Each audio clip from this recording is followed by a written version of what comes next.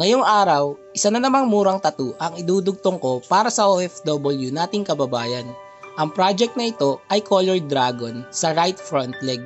Isa na namang madugo pero worth it na session ang pagsasamahan namin sa loob ng ilang oras.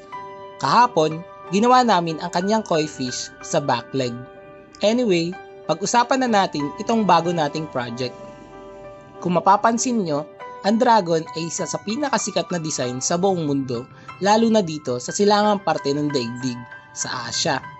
Alam nyo ba na maraming uri ang dragon? Ang pinakakilala marahil ay Japanese at Chinese dragon. Meron ding iba na ngayon ko lang din nalaman, gaya ng Celtic dragon at Vietnamese dragon. And who knows, malay natin bawat bansa pala may kanya-kanyang dragon. India dragon, American dragon, o Saudi dragon. Pero ang hindi nawawala ay ang European dragons.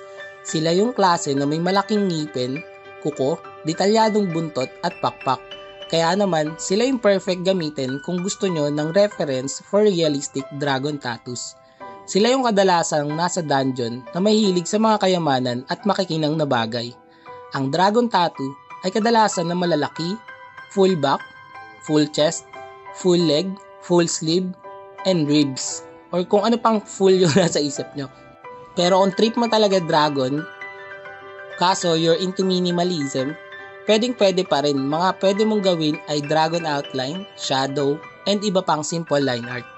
Bago ko makalimutan, ang dragon design tattoo ay may iba't ibang kahulugan depende sa parte ng katawan na paglalagyan. Kapag ka sa likod, simbolo, lakas, and dominance. Kapag ka sa dibdib, katapangan at protection. Pag sa braso, pride and confidence. Sa binte, kalayaan at pakikipagsapalaran. At kapag ka sa kamay, lakas, kalayaan at karunungan. Ito din ang design na pwede parehas sa babae at lalaki. O, paano? Hanggang dito na lang muna ang video. Sa mga tropa na gusto ng murang tattoo at interesado magpatusok, message nyo na ako. Goodbye!